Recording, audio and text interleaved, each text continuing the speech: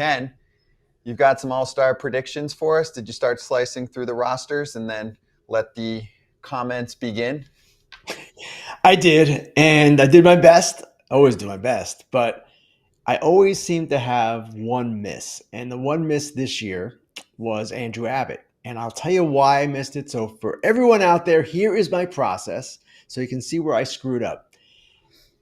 I always check the league leaders and kind of work off that. Now, Andrew Abbott has been brilliant all season, but he's like 2 innings short of the league leaders, something like that. So he wasn't showing up. And my feeble brain, I forgot he was having such a great year. So I didn't initially include him. Naturally, the comments lit up. So I put him on the notable omissions, didn't put him on the team. He probably should be on the team. Regardless, it's a fun exercise. And I actually have a lot of fun doing it because it's quite challenging to get every team represented, to get the right number of players on each team. And it shows you just how difficult it is for the managers in the league in filling out their rosters after the fan votes are tabulated. It's not as easy as you might think. But I always say this, Scott, that ultimately, most likely your favorite player is going to get in because there are players who are going to have injuries, real and imagined. There are starting pitchers who will throw on Sunday before the game who will not be eligible or will back out because of that reason. So don't worry. If I snubbed you or if even the league snubs you, your player is probably going to be okay. All of these names, which one's your favorite that you sit out there and you go, man, like this is an exciting player that nobody saw coming, nobody saw getting a start? Because normally it's chalk. It's, oh, the Dodgers were out there, the Yankees were out there. We're just going to chalk those guys in. Which guy was your favorite that's going to be a starter, not just make the team? I would say Jeremy Pena because he has reemerged in what he was during the 2022 playoffs. But of course, he's hurt. He's probably not going to be in the game, or at least might not be in the game. There's a chance he still will play. So that's one. But Eric, the one for me that is maybe the most exciting is a guy who pitched last night and was really good again, Jacob deGrom. Jacob deGrom has not been in an All-Star game since, I believe, 2021. We have missed this version of Jacob deGrom. And to see him performing at such a high level right now, doing what he has done in the past, it's really exciting. And it's really gratifying for him, I'm sure, to be kind of back to where he was. He's never satisfied, I get it. But he knows that he's pitching as well as he's pitched in several years, and he's healthy. That's the key thing with him, of course. So that one to me is really exciting. And we'll see who else makes the team and how this all plays out. But we've got some great young players in the game. We talk about them all the time. Ellie De La Cruz is one, and there are a number of others as well. Ken, do you know what your toughest choice was? Was there one where you're like, and you're going back and forth and you're comparing numbers? And part two of my question, do you think that voting needs to change at all to allow some of the, smaller fan markets to get their teams in? There's complaints about Teoscar Hernandez instead of James Wood for the finalist action. Same with Jonathan Aranda, who I see you have as a starting first baseman for the AL. I have James Wood as a starter as well. And when you ask the toughest, that actually was one of them because it's James Wood over Juan Soto. I've got the two Cubs outfielders in there as well. James Wood, in terms of star power, is not Juan Soto yet. But he's had this incredible first half. He, of course, was part of the first Juan Soto trade. And it just seems to me he is rather deserving. Last I looked, third in the majors in OPS, if I'm not mistaken, or third in the National League. So that was one. American League third base was also difficult. So in there you've got, obviously, Jose Ramirez. He's the clear starter. But Isaac Paredes and Junior Caminero, both really good. Michael Garcia from the Royals, also really good. CAJ, I'm paying attention to a Midwest team. And it was just kind of a tough choice to narrow it down. But really, the difficult ones, guys, are the starting pitchers. And National League starting pitchers was extremely difficult. I don't have on my team Abbott, who I mentioned earlier, Schwellenbach, and Matt Boyd. Those three guys are all clearly deserving. The pitchers I have on my list obviously are also deserving as well, at least in my opinion. But the National League starting pitchers, you're just not going to get everyone on there that you want to. Now, one of those three, I'm sure, will replace Sale if they're not on already. and that will help matters, and other pitchers will bow out as well. But that was a tough one for me, National League starting pitchers for sure. Hey, Ken, speaking of a starting pitcher, Luis Severino has had a lot of comments lately about Sacramento and how he hates it there. Basically, he wants to get out of there. Now, there's two New York teams that he's played for where he's had some success with both. They both kind of need pitching. Would he be a fit anywhere? Maybe one of those two New York teams making a comeback? He would. The problem is he's owed a lot of money. 2 years at $20 million plus each year. And while he has good numbers on the road this year, though they were inflated by his last start at Yankee Stadium, some of his other peripherals are not so intriguing. Low strikeout rate, that's a problem. Low ground ball rate, that's a problem as well. So how much value he has, that remains to be seen. But of course, part of this will reflect on the supply and demand. So if there are not a lot of good starting pitchers available, and it sure doesn't look like there are going to be, then Luis Severino becomes perhaps more appealing. The A's will listen. They're not dying to get rid of him or anything like that. I spoke to some of their people yesterday. They understand that not everyone's going to be happy with the park, but at the same time, he did sign the contract. He did know what he was getting into. And from that perspective, you can kind of say, hey, Luis, calm down from a fan's perspective. At the same time, he gets asked questions by reporters, and he's speaking his mind and saying what he thinks. I don't know that we can ever fault guys for doing that. He is not saying, get me out of here. I demand the trade. This place is a joke. He's just saying it's difficult there. It's not up to Major League standards, and that is absolutely accurate. Is the Yankees slide going to be something that was inevitable anyway based on how they built this roster? Or is it surprising how this lineup has just not shown up for a little while? It's a good question, Eric. I'm not exactly sure how I would answer that. I guess it's not surprising anytime a team regresses from a hot start or a player regresses from a hot start. That's normal baseball.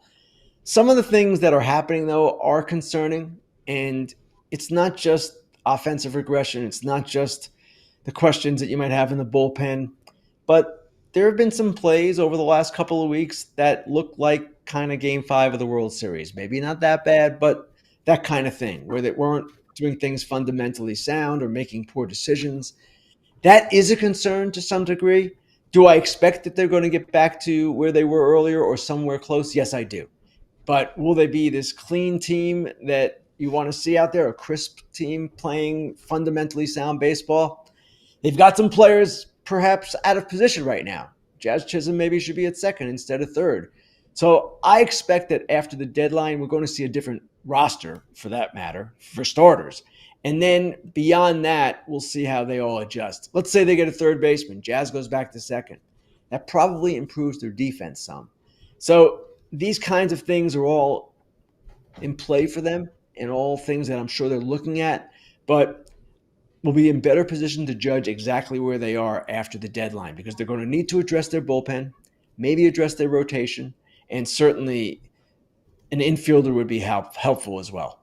Kratz, I am actually in the market for a new car. Yes. Wow, that's a big. used car up north, so I can drive very far to Todd Father's studio. And to my house. And to your house and on you occasion. Want confidence, right? You don't want to be confused. Yes. Because I'm transparency, yes. Which is big on our show. And just the confidence part is what I stick with, because it's like, I got to check another site. I got to check this site or that site. It's all in one place. I know I got the best deal for what I'm getting.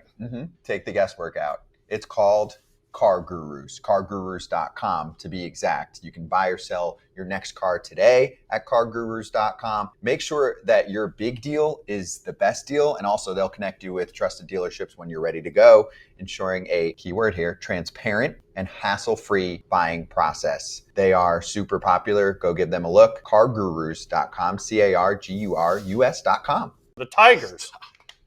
They crushed it on Sunday Night Baseball. They have the best record in the American League, easily. How good can this team be, and what are they looking for? A starter, or at least they should be.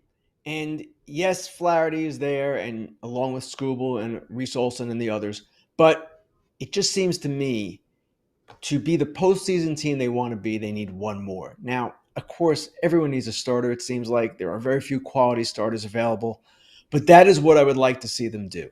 And most of all, they have an offensive team that is quite versatile and can do a number of different things in a number of different ways. One more bat, yes, I'm sure they're looking for that as well, right-handed, but I don't know that they need much in that regard. They're going to be okay. Now, injuries are always a problem. Kerry Carpenter just went on the IL, but I would like to see them get one more big starter if possible, and it might not be possible, because to me, that would be the way for them to be that much more dominant, if they can be dominant, in the postseason.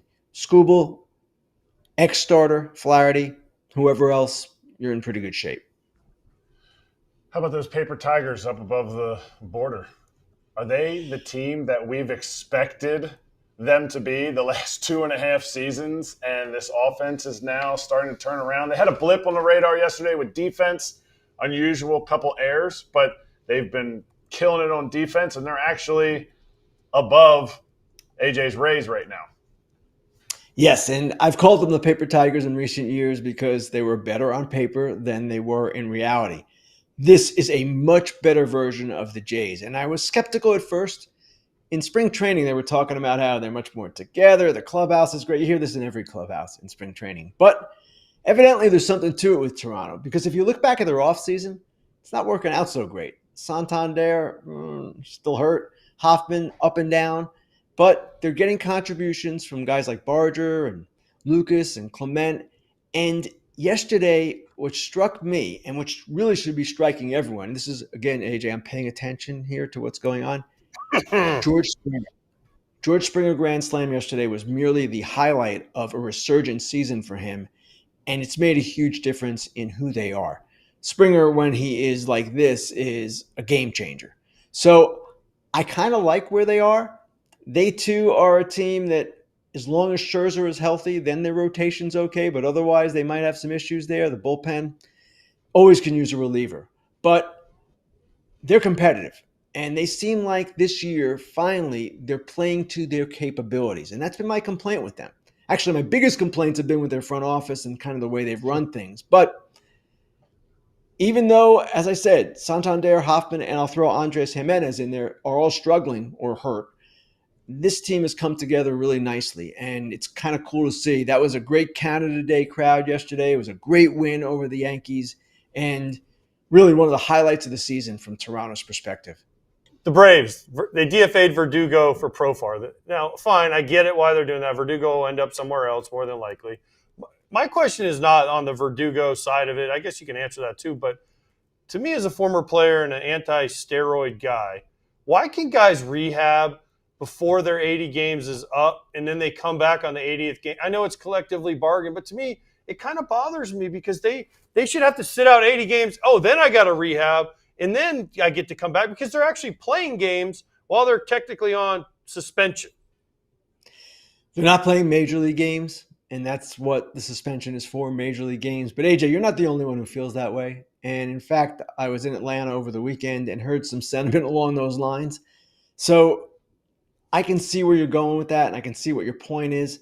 Yes, it's collectively bargained, and yes, the union would have to make a point. I'm sorry, the league would have to make the point to the union. Guys, we don't want guys on a rehab assignment 65 games into their suspension. We want them to serve the full 80, and then they can work their way back. But the union's argument would be that's more than an 80-game suspension then. So I see both sides of it, and certainly this move is not exactly a surprise, but I'm actually glad you mentioned it, AJ, because Verdugo is a guy, he's still only 29, and he's going from team to team, struggling, and if I'm him right now, I'm a little concerned that I might be out of the league soon.